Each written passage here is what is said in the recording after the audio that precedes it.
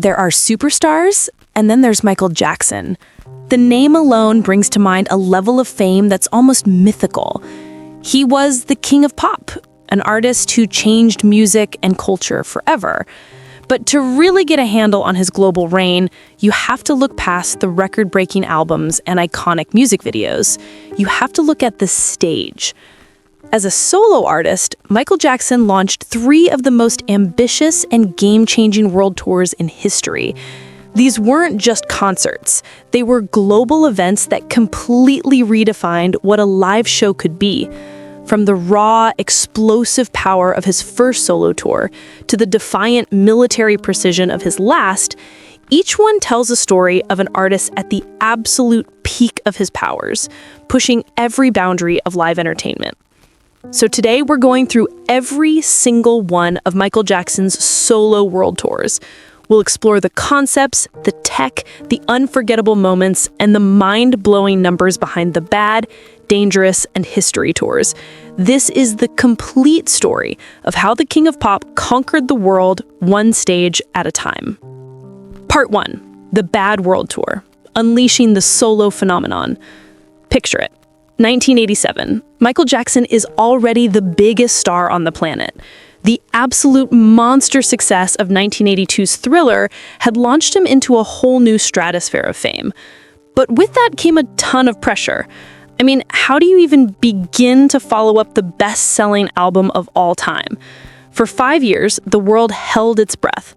The answer came on August 31st, 1987, with the album Bad. It was a tougher, edgier, and more personal record, and it was a certified smash, landing a record 5 #1 singles. But an album, even a huge one, wasn't enough. Michael had toured for years with his brothers, but he'd never done a full-scale world tour all by himself. It was time to prove that the electrifying presence everyone saw on TV could command a global stage. The Bad World Tour was born. Sponsored by Pepsi, the tour was a massive gamble. It didn't kick off in America, but in Tokyo, Japan on September 12th, 1987, a clear signal of Jackson's international power. The first 14 dates in Japan were a colossal success, with a record-breaking 450,000 people showing up. Right from the first show, it was obvious this was a whole new ballgame for live music. The production was just on another level. The stage was a marvel of lights, screens, and special effects, all built to make Jackson's singular talent shine even brighter.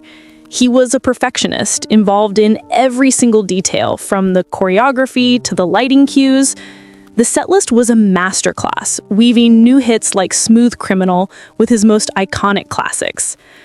The show would erupt with the energy of Wanna Be Startin' Something, setting an insane pace from the jump. Jackson, a blur of motion in his signature buckles and straps, commanded the stage with a power that felt almost primal. He'd effortlessly shift into a Jackson 5 medley, Rock With You, and the soulful Human Nature, showing off his incredible range. But it was the huge production numbers that really left people speechless. For Thriller, he brought the iconic video to life with a horde of ghoulish dancers. For Smooth Criminal, he dropped one of his most legendary illusions, the anti-gravity lean, a stage trick so perfect it left fans and physicists wondering how he did it. The whole show was a 2-hour spectacle of pure energy and precision. After conquering Japan and Australia, the tour took a short break. Jackson then returned to the stage for the 1988 Grammys, delivering a performance of The Way You Make Me Feel and Man in the Mirror that's still considered one of the greatest in the show's history. That performance was basically the ultimate trailer for the American and European legs of the tour, and demand for tickets went through the roof. Europe in the summer of 1988 is where the Bad Tour became legendary. The most famous stop was London's Wembley Stadium. Demand was so high that over 1.5 million people tried to get tickets for the first 5 nights. He ended up playing 7 completely sold-out shows there, performing for 504,000 people, and landing himself in the Guinness World Records. One of those Wembley shows was attended by Prince Charles and Princess Diana. Jackson was famously worried that performing his song Dirty Diana might offend her, but she privately told him it was one of her favorite songs. The concert from that night was eventually released as Live at Wembley, July 18th, 1988, preserving the tour's magic forever. The tour kept breaking records across Europe, hitting a peak in Liverpool where a mind-boggling crowd of 125,000 people gathered for a single show. By the time the tour wrapped up in January 27, 1989, the numbers were just staggering. Over 16 months, Michael had performed 123 concerts in 15 countries for 4.4 million fans. It grossed $125 million, making it the highest-grossing tour in history at the time. But the Bad Tour was more than just money. It was a statement. It proved Michael Jackson wasn't just a recording artist. He was the greatest live performer of his generation. At the end of it all, he said it would be his last tour. But the world and the stage weren't done with him yet. Part 2. The Dangerous World Tour, the global humanitarian. After the insane success of the Bad Tour, Michael Jackson was the undisputed king of the stage. He'd also said he was retiring from touring. But by 1991, things had changed. With his album Dangerous, Jackson's music had evolved, bringing in new jack swing and industrial sounds with a sharp, socially conscious edge. This new direction in his art was matched by a personal commitment to humanitarian work. So on February 3rd, 1992, at a press conference, he did something nobody expected. He announced he was touring again. But this time was different. He said his only reason for going back on the road was to raise $100 million for his new charity, the Heal the World Foundation. The Dangerous Tour wasn't just a concert series. It was a global mission. Kicking off in Munich, Germany on June 27, 1992, the Dangerous Tour was even bigger and more high-tech than the last one. The stage took days to build and multiple jumbo jets to transport. The costumes alone reportedly cost $2 million, including a signature black and gold outfit that featured 18-karat gold. And then there was the entrance. It's now one of the most iconic openings in music history. Known as the Toaster, a high-speed catapult launched Jackson from under the stage, sending him flying into the air as pyrotechnics exploded. He'd land and hold a pose, perfectly still for what felt like an eternity, as the stadium absolutely lost its mind. That single moment of theatrical suspense before a note was even played was pure Michael Jackson. The setlist was a killer mix of new tracks and classic hits. The show opened with the thunderous jam, followed by staples like Wanna Be Startin' Something. The illusions were even more complex. During the transition from Thriller to Billie Jean, he'd switch secretly with a masked dancer who was then dramatically put into a disappearing coffin. Jackson would then reappear on a higher stage to perform Billie Jean, complete with the moonwalk. One of the biggest moments of the whole Dangerous era happened between tour legs. On January 31st, 1993, Michael Jackson performed the Super Bowl 27th halftime show. It was a cultural reset. For years, halftime was a stuffy affair. Jackson turned it into the global spectacle we know today. His performance was watched by a massive global audience, and in the United States, viewership actually increased during his performance, a first for the Super Bowl. The NFL even donated $100,000 to his Heal the World Foundation. The tour itself continued its journey with a famous stop in Bucharest, Romania on October 1st, 1992. That show was filmed and broadcast on HBO. Jackson sold the broadcast rights for a staggering $20 million, the most ever paid for a concert on TV at the time. But the third leg of the tour, starting in August 1993, ran into some serious trouble. A dark cloud appeared when allegations of child molestation were made against him. While he tried to press on, the strain was becoming obvious. His health got worse. Then, in November 1993, his team made a shocking announcement. The rest of the tour was canceled. In a recorded statement, Jackson admitted that the stress from the horrifying allegations had led him to become dependent on painkillers. He said he was physically and emotionally exhausted and needed to get help. The tour ended abruptly in Mexico City after 69 concerts. Despite the premature end, it had been seen by an estimated 3.5 million people and raised millions for charity. But its legacy is complicated. It represents Michael Jackson at the absolute height of his fame and power, a global ambassador using his platform for good. But it's also a story tinged with sadness, marking the moment his public life took a turn from which it would never fully recover. Part 4. The History World Tour, the final bow. After the controversial end of the Dangerous Tour, Michael Jackson stepped away from the spotlight. The next few years were some of his toughest of his life. But in 1995, he came roaring back with the double album History, Past, Present, and Future, Book 1. It was his most defiant and personal work ever. The first disc was a greatest hits collection, a reminder of his legacy. The second was all new material, filled with anger, paranoia, and pain, directly confronting the accusations that had consumed his life. To support this project, he had to make a statement. He had to prove he was still the king.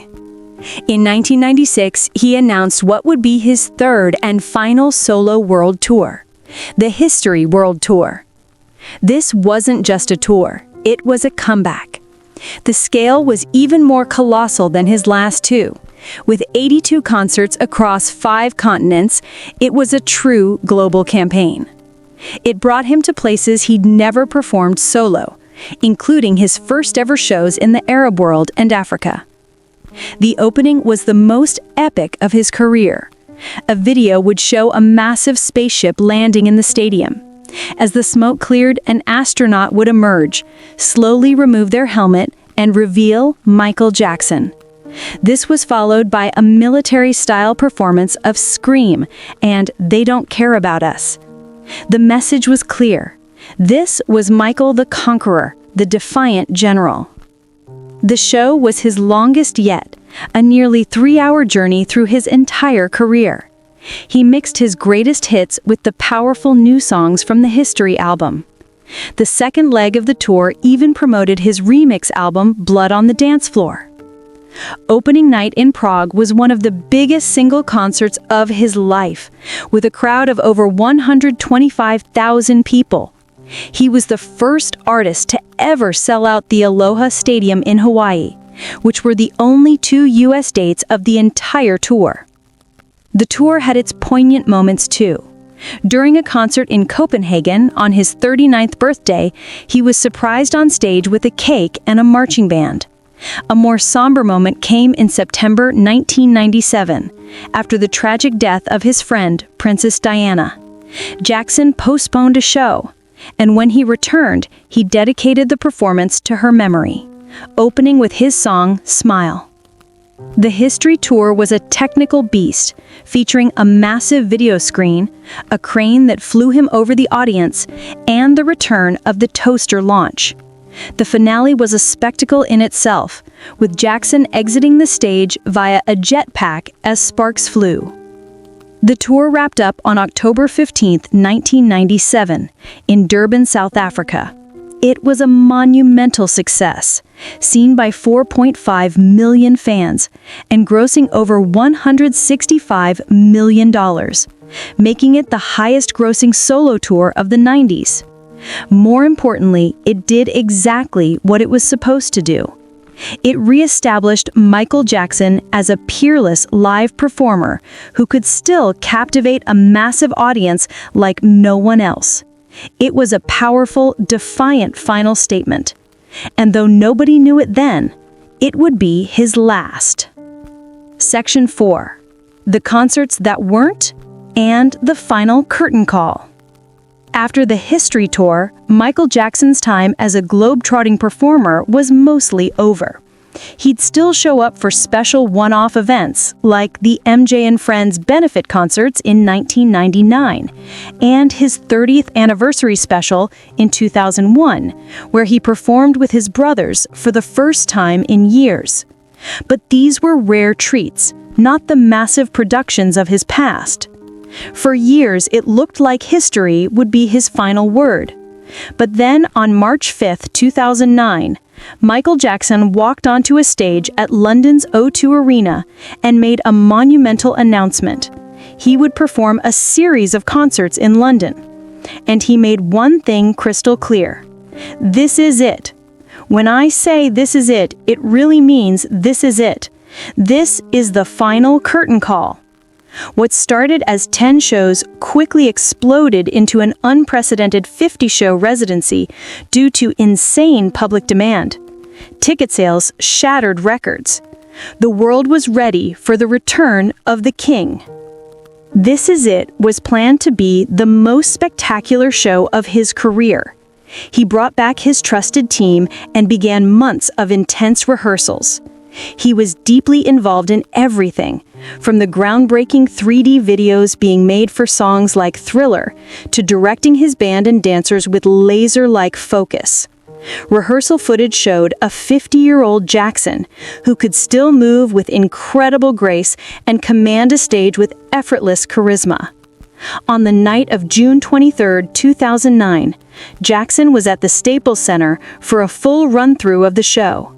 At the end of the rehearsal, as the lights faded, he smiled. It was the last time anyone would see him perform. Just 2 days later, on June 25, 2009, less than 3 weeks before the first scheduled show, Michael Jackson passed away.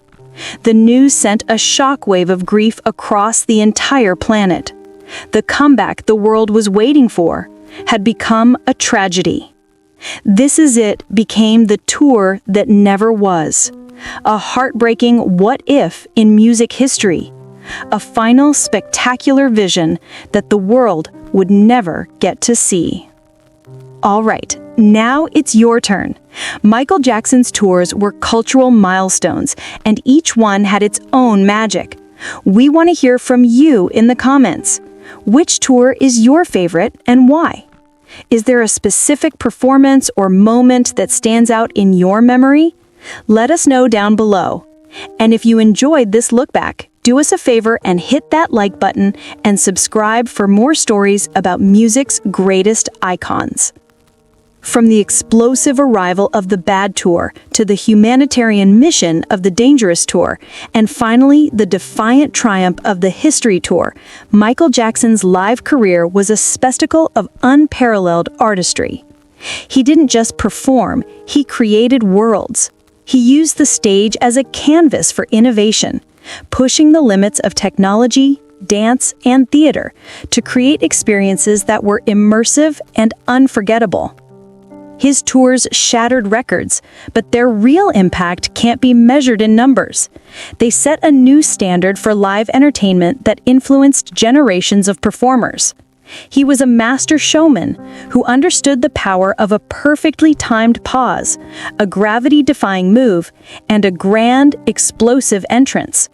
Though his final tour was a story left unfinished, the legacy of his live performances is eternal. They're a testament to an artist who poured every ounce of himself into his craft. A perfectionist who wanted to give his fans nothing less than magic. Michael Jackson's reign as the King of Pop was cemented not just in the studio, but on stages across the world, where for 3 incredible tours, he wasn't just the biggest star on the planet, he was the greatest show on Earth.